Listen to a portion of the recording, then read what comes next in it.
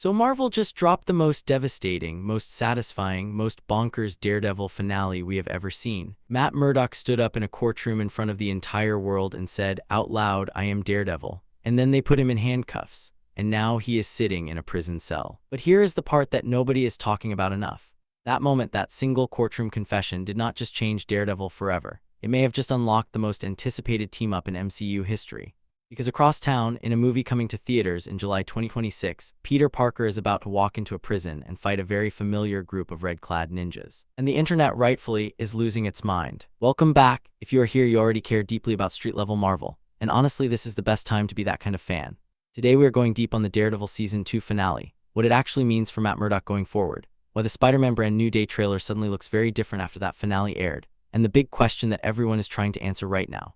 Is Daredevil going to show up in Spider-Man Brand New Day? We are going to break all of that down today. We will look at the evidence, the comic book history, the narrative logic, and what makes sense not just as fan service, but as actual storytelling. Let us get into it. First, let us talk about what went down in that Season 2 finale, because if you have not seen it yet, you need to understand the weight of this moment. For 5 seasons of television now, spanning Netflix all the way through Disney+, Matt Murdock and Wilson Fisk have been locked in this never-ending cycle. Fisk does something terrible. Matt fights back. Matt wins. Fisk comes back. Repeat. The show had been building towards something irreversible for a long time, and Season 2 finally delivered it. The finale is basically a courtroom siege. Matt is defending Karen Page in what is essentially a kangaroo court set up by Mayor Fisk. And when it becomes clear that the only way to blow this thing open is to testify as Daredevil himself, Matt does the unthinkable. He reveals himself, on the stand, in front of cameras, in front of the world. Now compare this to Tony Stark's famous press conference at the end of Iron Man. Tony did the same thing, "I am Iron Man," but Tony walked out of that room a billionaire celebrity. Matt walks out of that room in handcuffs, because unlike Tony, Matt has spent years committing very illegal acts as a vigilante, and the law does not care how many criminals you stopped. So Fisk loses the mayor's office. He gets exiled. He ends the season alone on a beach somewhere, stripped of everything. And Daredevil, the man who beat him, ends the season behind bars, surrounded by the very criminals and corrupt cops he put away. The showrunner Dario Scardapane confirmed they always knew the season was heading toward that "I am Daredevil" moment. Charlie Cox himself said when they told him, he was genuinely shocked because once that happens, you cannot undo it.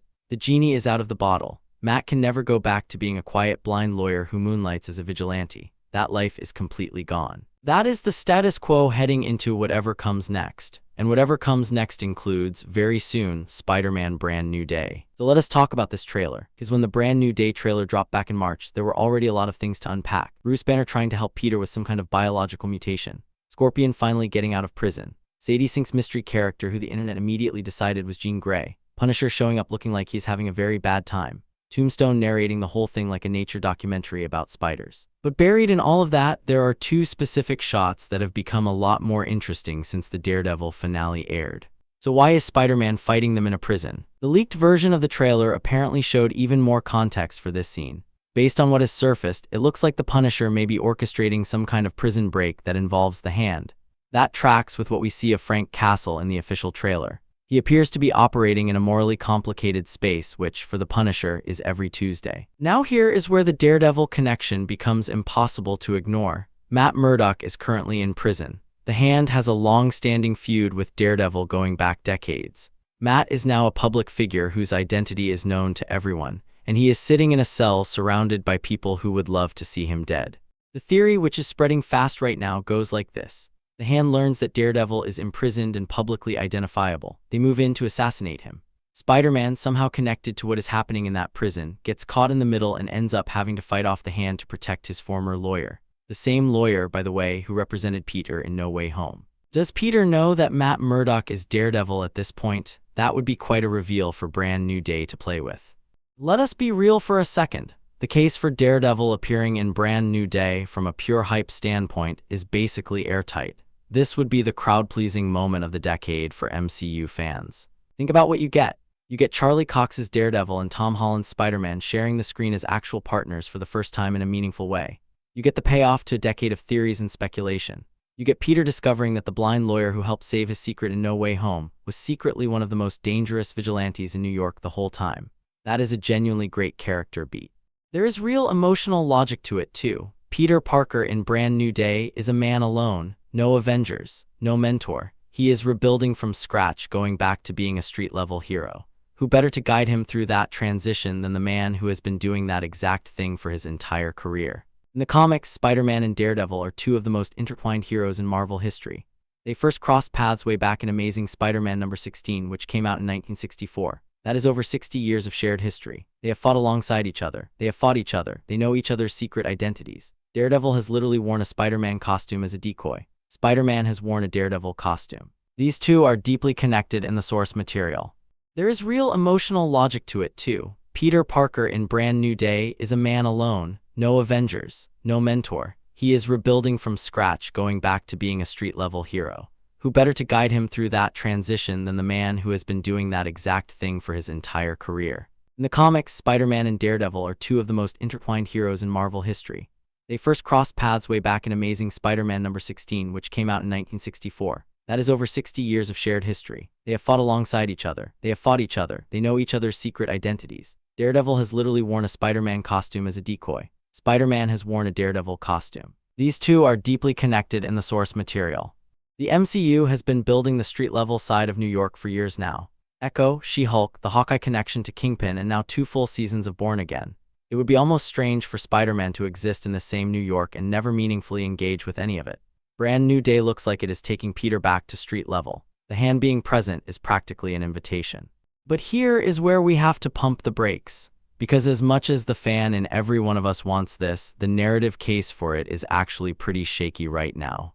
The biggest problem is Matt's arc. Born Again Season 2 just ended with one of the most consequential character moments in MCU history. Matt Murdock confessed in court, lost his identity, lost his career, and went to prison. That is a huge story point. The whole setup for Season 3 is built on that foundation. He is in prison, the Defenders are coming back, a new Daredevil may need to fill in while he is locked away. The showrunners have a clear plan. Now imagine that Matt Murdock shows up in Brand New Day for a cameo where Spider-Man breaks him out of prison or helps him escape. And then Season 3 of Born Again begins and Matt is just free again, back in action, with a quick throwaway line about how Spider-Man helped him get out. That would completely undercut the emotional weight of that finale. All that sacrifice, all that consequence, dismissed in a single line of dialogue. We have seen this happen before in the MCU. The Book of Boba Fett pulled Mandalorian characters into its story in a way that created continuity problems for Mandalorian Season 3. When you tell stories in a shared universe, crossovers can either enhance the story or create narrative debt that someone has to pay back later. A quick Daredevil cameo in Brand New Day could create a lot of that debt. There's also the issue of Brand New Day's own story. The movie is already carrying a lot. Peter's mutation, Scorpion as a villain, Tombstone, Punisher, Sadie Sink's mystery character, Bruce Banner, the Hand, adding a full Daredevil threat on top of all that could make the film feel like it's trying to do too much at once. Some of the MCU's most criticized movies got that way because they kept adding characters and subplots until the central story got buried. And Charlie Cox himself, when asked directly whether Daredevil and Spider-Man could team up after the Season 2 finale, was notably cagey. He said it was tricky to see how that would work right now. That is the kind of diplomatic non-answer that could mean almost anything, but it does not read like a man who just filmed a major cameo. Here is something interesting that might actually be relevant. There is a very famous comic arc called The Devil in Cell Block D. It is from Ed Brubaker's legendary Daredevil run, and it picks up right after Matt goes to prison with his identity exposed. In that story, Matt is locked up in the same facility as many of the criminals he put away. It is brutal. It is paranoid. And it forces Matt to form an unlikely alliance with both Wilson Fisk and Frank Castle, who are also imprisoned at the time, in order to survive. Sound familiar? Because in the MCU version, Fisk and Punisher are both elsewhere. But the bones of that arc are almost certainly what Season 3 is being built on. Showrunner Dario Scardapane all but confirmed they are drawing from that legendary run. Now in the comics, during Matt's time in prison, someone else wore the Daredevil costume. In one arc it was Iron Fist, in another it was Elektra. Both did it to protect Matt and to keep Hell's Kitchen from falling apart in his absence.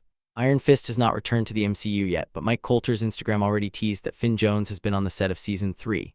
The Defenders are coming back, and one of them may be putting on the red suit. This is all to say that the story Season 3 needs to tell is one where Matt is inside the prison, not outside it. He does not need to be rescued. He needs to fight his way through the system from the inside. Which makes a Spider-Man cameo that breaks him out feel like the wrong story at the wrong time. None of this means the team-up should not happen. It absolutely needs to happen, eventually. Because here is the thing about Tom Holland's Spider-Man. One of the most common criticisms of his version of the character is that he spent too much time in the cosmic lane. He was Tony Stark's kid. He fought Thanos. He He dealt with multiverse collapse. At some point, Peter Parker needs to come home to street level and stay there. Brand New Day looks like the beginning of that journey. And if the MCU commits to keeping Spider-Man in that lane, Daredevil is the perfect ongoing ally for that version of Peter. Not as a cameo, not as a one-scene prison break, but as a real ongoing partnership. Two New York heroes, both dealing with identity, both trying to hold the city together without the backing of a massive organization, both carrying the weight of what it costs to do this work alone. That is a relationship worth taking time to build properly. A quick Brand New Day appearance would actually cheapen it. Give it space.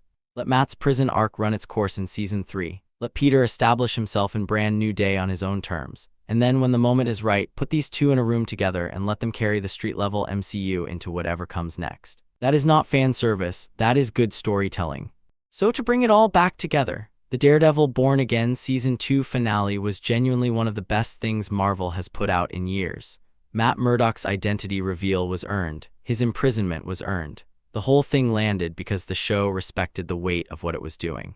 Spider-Man Brand New Day has the hand, has a prison sequence, has the Punisher, and is clearly pulling from the same street-level corner of the MCU. The theory that Matt appears in that film is not crazy. The pieces are there, but the narrative logic of it, done quickly as a cameo, does not serve either story well. What this moment has done more than anything is make the eventual Daredevil and Spider-Man team-up feel genuinely earned and overdue. When it finally happens, and it will happen, it is going to be one of those MCU moments that people talk about for years. Keep watching, this street-level corner of the MCU is just getting started. And if you want to stay ahead of everything coming in Marvel's New York, make sure you are subscribed. There's a lot more to break down between now and July 31st.